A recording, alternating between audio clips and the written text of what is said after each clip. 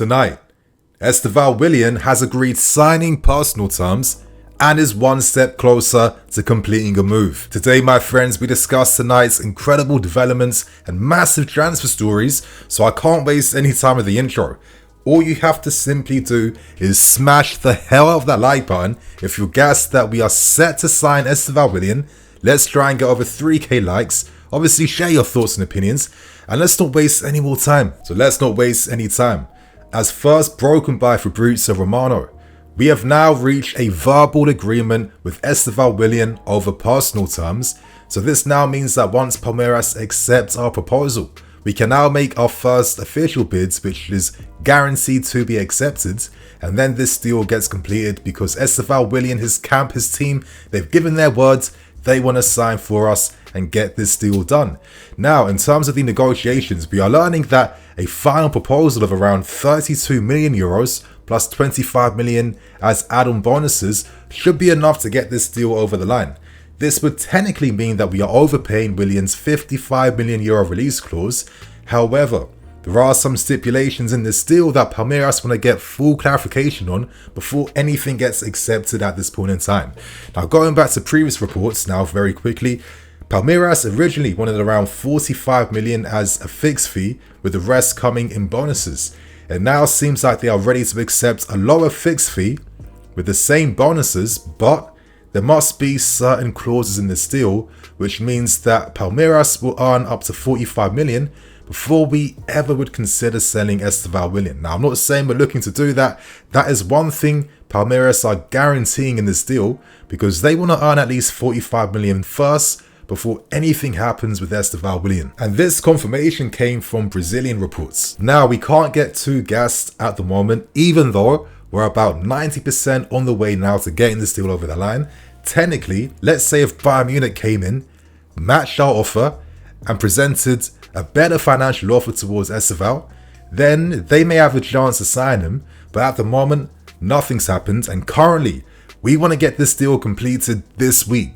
We don't want to waste any time. We know that if we wait, we risk potentially losing him if more clubs come in and start to make their moves. So a lot of times when you sign players, it's about timing and how quickly and aggressively you move. And I think this is the right energy that we are showing towards Estevao Willian, a player that is seen as one of the greatest hopes in Brazil and an even better player than Endrick. But at the same time, I'm a bit cynical and I think to myself, well, you know, if you've got such a highly prized player, you're going to gas it up in the media to ensure you get the maximum amount of money for him. Regardless, the fact that we have now reached personal terms gives us a lot of hope and confidence, and I guess we can start thinking about the realities that by 2025 we'll be seeing both Kendrick Paes and Estevao Willian in the same squad. And I think this segues into other conversations we now need to have. But to have this conversation, let's discuss the latest interview by Kendrick Paes. Now, if you guys remember, like a month or two back,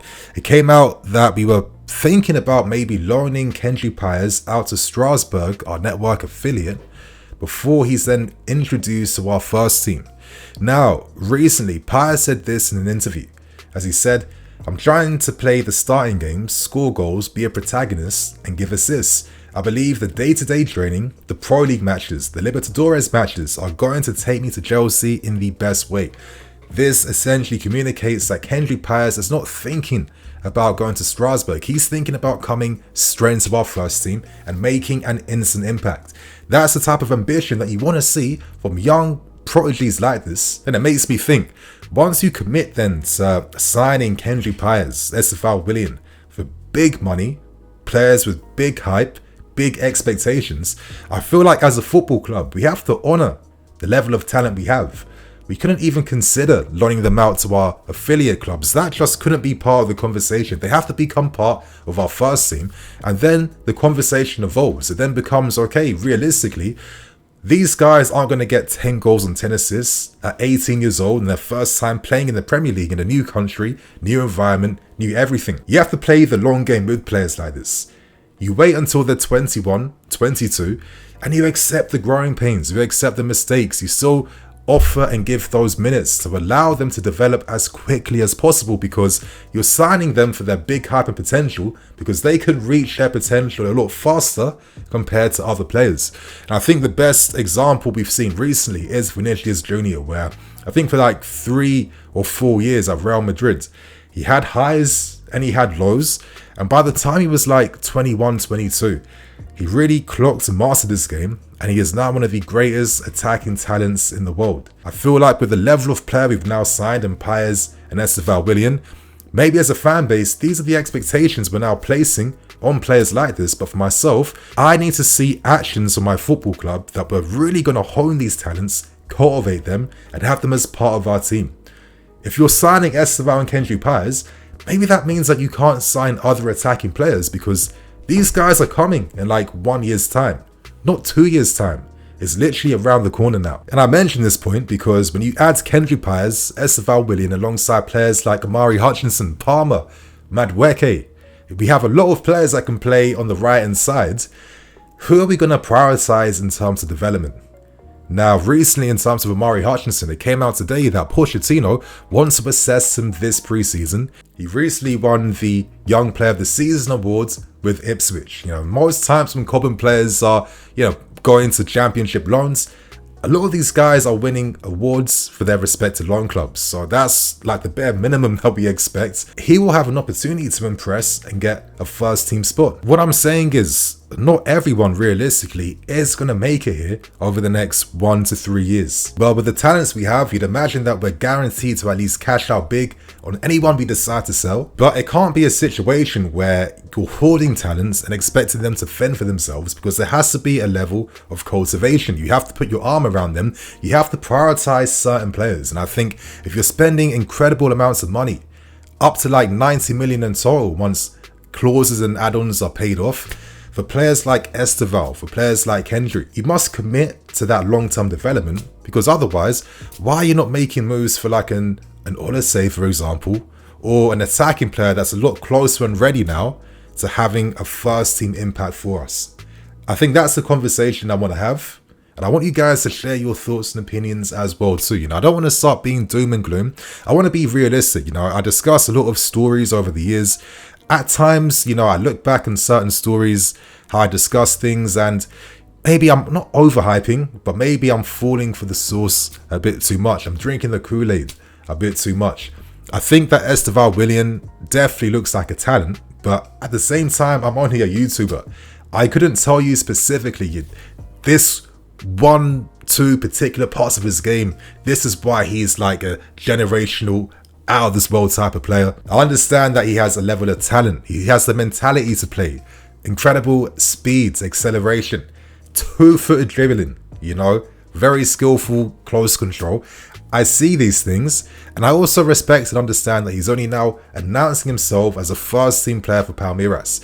Even with Kendry Paez, he needed like at least a few games to assert himself. Right now, he's shown that he has that potential to be a match winner for Independiente. So what I'm saying is that if you guys maybe aren't understanding the hype and expectations around the clips that you're watching, don't take them for granted too much, because as he gets more confident, as he asserts himself even more, once you give him a full year of football before he signs for us and joins up with the squads, I'm telling you, you're going to see even better individual comps and clips similar to what you're seeing with Kendry Paez. I guess I'm saying this because I've seen so many expectations placed around him with these comparisons to Neymar, and obviously I saw Neymar when he was at Santos, and I don't see any comparisons between them other than maybe they have the same level of potential.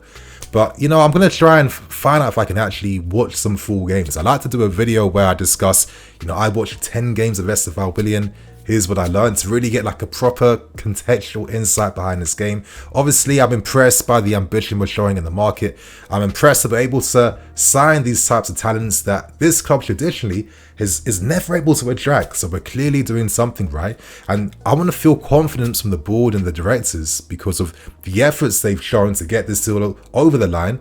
Because we've spent and invested many months into beating out the rest of the competition, and that can't be for nothing, right? So my friends, share your thoughts and opinions. How do you feel about this story? Let us know.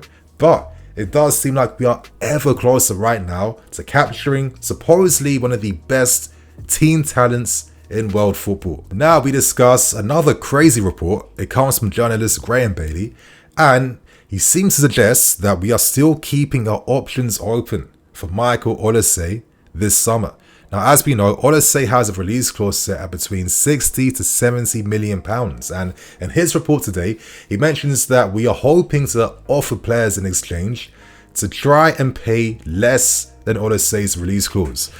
Paying under the release clause, negotiating around it seems to be our main strategy for all our targets for this summer. Kind of funny because last summer we did something similar by offering Lewis Hall there on loan, and obviously we know how things ended up in the end and how we fumbled signing Olise, but then we replaced him with Cole Palmer, who is up there with one of the players of the season. So did we necessarily lose out?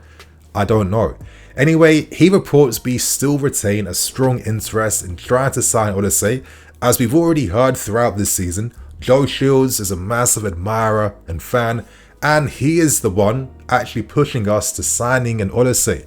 Now, going back to that report, players like Broja, Trevor Chalobah, for some crazy reason, they've been named as two players that could be offered, but the crazy, outrageous one is Raheem Sterling being offered. Now, at the moment, Sterling has said publicly through his reps and his agent that he wants to remain here.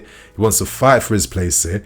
Him and his family are very settled, living in London, and he doesn't want to move. So, in terms of the leverage to displace him, it will be very hard. We know that some Saudi clubs try to sign him, but he turned that interest down.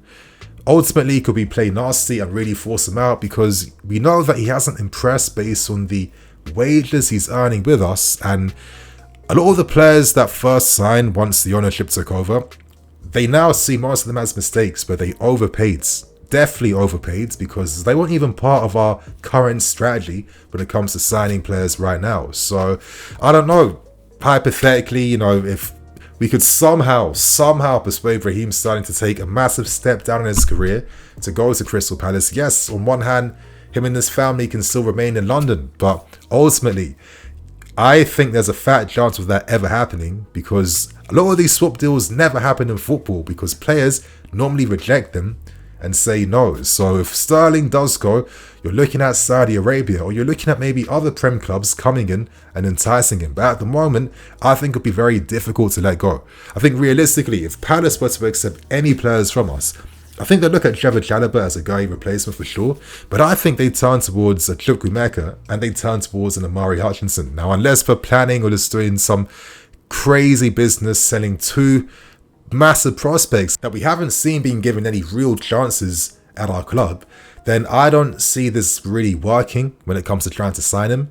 And then on top of that too, there's another conversation. And I know I'm full of conversations today, but Olise, Madueke, Cole Palmer, Kendry Paz coming in, Estevao Willian. Is it just getting a bit too crazy? Is it getting too much? Now, I guess realistically, I can imagine that some players could find new life in different positions. Madueke has also played on the left-hand side for PSV and also for the England national team.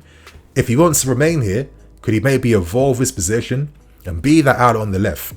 Who knows? I'd imagine that maybe we could do something crazy, maybe even sell some players. I guess ultimately it comes down to whether the club see Olise as such a ridiculous level of talent, a world-class talent that, you have to sign him so other teams can't get him. That's the only way I see it going down. And I think Olise is absolutely fantastic. He's world-class. But then even I accept that you can't have everyone. Sometimes there is too much of a good thing. You have to think about the squad balance and the team balance. I mean, not only is it satisfying Madueke, who's showing great form, and statistically, in terms of carries and dribbles, he is up there with the best in the Premier League. His stats are absolutely outrageous. Cole Palmer has that freedom of the right channel as well. Does Madueke want to be competition yet again? I don't know. And even Cole Palmer has been a bit fortunate this season because Nkunku has been out injured for large parts. And with us hoping to sign a striker, it's quite clear that we don't see Nkunku as any option for up front. And he's going to take some game time. I love the idea of Olise, but when I think that we've got Estevao Willian coming through and Kendry Paz, I think, as I said in my first story, you commit to the talents you have now. You can't be greedy you can't hoard talents and think it's going to work out, because what you end up doing is you ruin everything for everyone, because there just aren't physically enough minutes to dish out to satisfy young players at this stage of their career. I guess we continue to watch the space unless we are planning on doing something crazy like selling a Madueke, selling someone to free up space for him. Even if we sold Sterling, you're thinking to yourself, ideally you need someone on the left, unless that's going to be Noni Madueke's future. Time will tell, but I feel like there is still more to come with our interest for Olise. So that's the second story out of the way. Share your thoughts and opinions. And for the final story, we discuss a very quick update and article from AS. And as we know, Vitor Roque is not currently having the best time at Barcelona. He's now found himself kind of phased out and omitted from first team duties. He's a bit confused. His team, his camp that understand it. There's been no concrete conversations with Xavi. And at the moment, Barca are looking to secure a loan move for him for next season. But as was revealed very publicly by his agent, if Barca propose a loan, they'll look to find a permanent move elsewhere.